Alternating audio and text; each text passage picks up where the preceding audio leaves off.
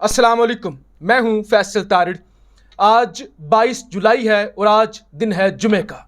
कप्तान का रास्ता रोक दिया गया है। GHQ के अंदर एक बड़ा इजलास हुआ है और उसमें बड़े फैसले किए गए हैं। कप्तान ने कौम से हंगामी खिताब किया है और कप्तान की जानिब से बड़ा ऐलान किया गया है।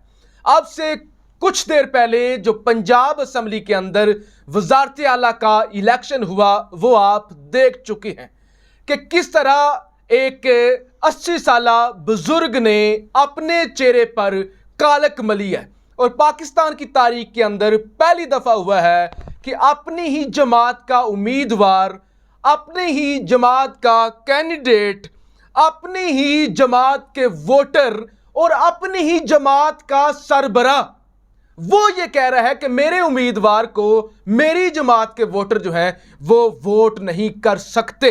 तो लिहाजा आज पाकिस्तान के अंदर आइन और कानून की जिस तरह से धज्जियां उड़ाई गई हैं कि अक्सरियत लेने वाला हार गया है, अक्सरियत वाला हार चुका है और अकलियत वाला जीत चुका है। इसी तरह का मंजरनामा हमने 9 और 10 अप्रैल की दरमियानी रात भी देखा था कि जब अक्सरियत के अंदर होने वाली पार्टी पार्लियामेंट से बाहर थी और 80 सीटों वाली पार्टी पार्लियामेंट के अंदर थी। लेकिन आज कप्तान हार कर भी जीत चुका है।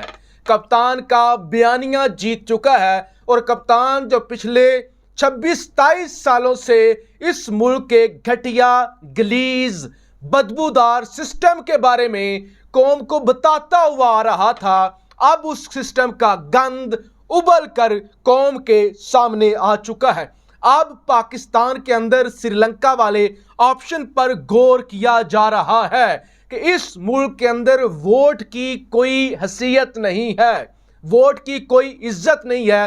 वोट को इज्जत दो का घटिया तरीन वो करदार जो इतना अजीम नारा लगाने वाले कि वोट को इज्जत दो, वो किस तरह से वोट के तकद्दुस को पामाल करते हैं, ये सारी सूरत हाल भी कौम के सामने आ चुकी है। लेकिन ज़रा आप 3-4 महीने पीछे जाइए कि जब एक कौमी असम्बली के स्पीकर की जानिब से रूलिंग दी गई और उस रूलिंग के चंद मिनट्स के बाद अचानक सुप्रीम कोर्ट छुट्टी वाले दिन जजेस भागते भागते आते हैं, आते ही वो अदालतें खोलते हैं और वो केस सो मोटो लेकर केस सुनना शुरू कर देते हैं। आज पंजाब असम्बली का डिप्टी स्पीकर ही है, आज भी डिप्टी स्पीकर ही ने रूलिंग दी है, लेकिन आज अभी तक ना तो अदालतें खुली हैं, ना कोई सो मोटो लिया गया है, ना ही अदालतें खोलने का ऐलान किया गया है। एक ही कैटेगरी का केस है।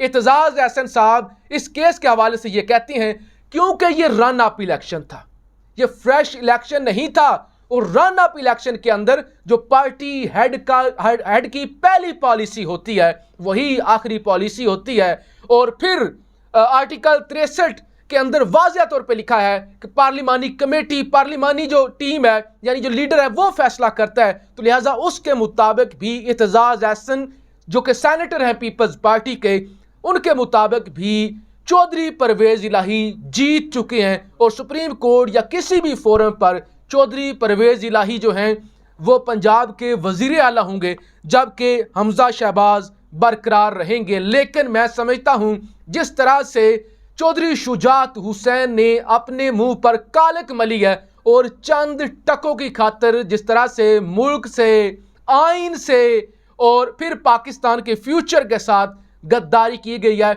और इन सारी चीज़ों को अगर साइड पर रख दें क्योंकि चौधरी ख़ानदान अपने आप को चौधरी समझता है, वज़ादार बनता है, तो जिस तरह से अपने ख़ानदान को और पार्टी को तार तार किया है और जिस तरह से अपनी आखिरत तबाह की है या आप समझ ले अपना जनाजा तबाह किया है, ये सबसे बड़ा जुल्म चौधरी शुजात ने अपने साथ किया है। क्योंकि जैसे ही इस केस को टेकअप किया जाएगा किसी भी फोरम पर तो फौरी तौर पे हमजा शहबाज मजीद जो है वो नहीं रह सकेंगे इक़्तिदार के अंदर।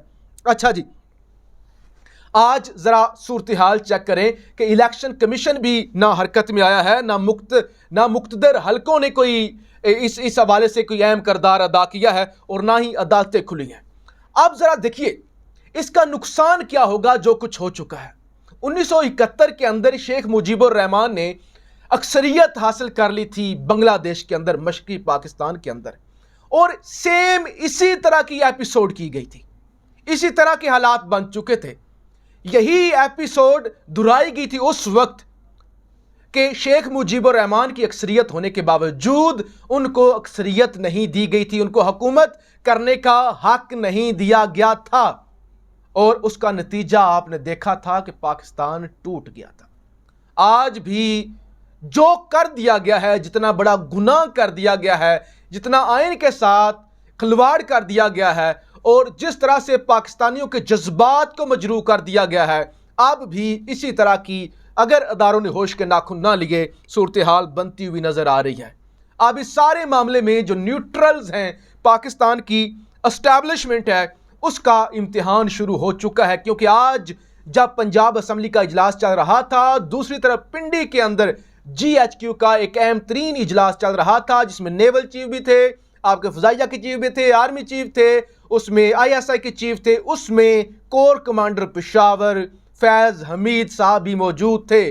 तो यकीनी तौर पे उस इजलास के अंदर पाकिस्तान के मौजूदा सूरत हाल ज़रूर डिस्कस हुई होगी।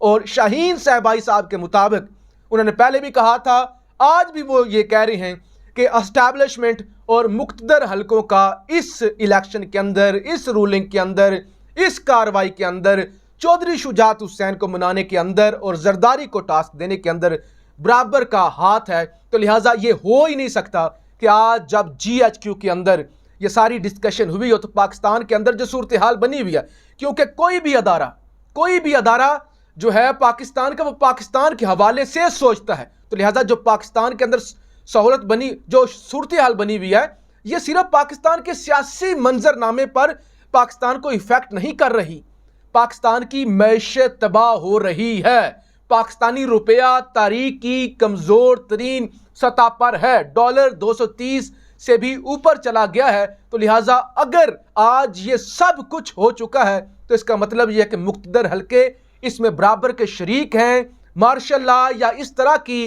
कोई प्रोग्राम सोचा जा रहा है, और शायद अगले 1 से 2 हफ्तों में इस तरह की सूरत हाल आप होती हुई भी देखें। आप जी कप्तान की जानब से और PTI की जानब से ऐलान किया गया है, क्योंकि खान ने पहले ही कह दिया था कि अगर तो मैंडेट हकदारों को ना दिया गया तो फिर मैं किसी को नहीं रोक सकूंगा, फिर मुल्क श्रीलंका की तरफ जाएगा, उसी रास्ते पे जाएगा और मैं नहीं रोक सकूंगा।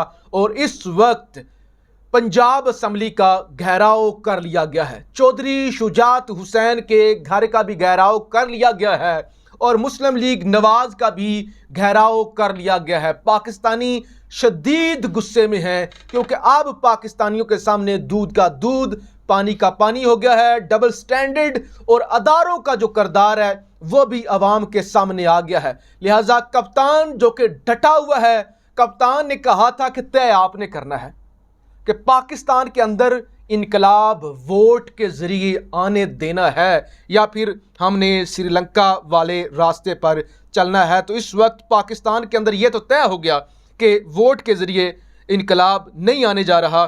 तो लिहाजा अब श्रीलंका वाली सूरत हाल ही बनती जा रही है, और पूरे मुल्क के अंदर एहतजाज शुरू हो चुका है, और ट्रेंड चलाया जा रहा है कि अब खोलो अदालतें। अब क्यों नहीं खोलते? आज तुम क्यों छुट्टी पे चले गए हो?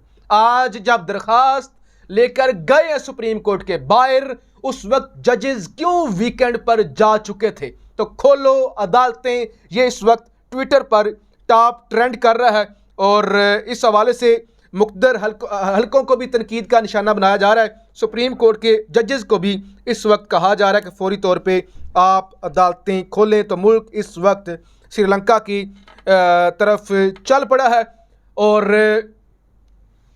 मैं समझता हूँ कि ये हम इस वक्त तारीख की सबसे बड़ी गलती कर रहे हैं, और तारीख में पहली दफ़ा पाकिस्तान के अंदर अब अदारों से नफ़रत और पाकिस्तानी निज़ाम से नफ़रत का सिलसिला शुरू हो चुका है। आप राय का इजहार ज़रूर कीजिएगा। पाकिस्तान जिंदाबाद।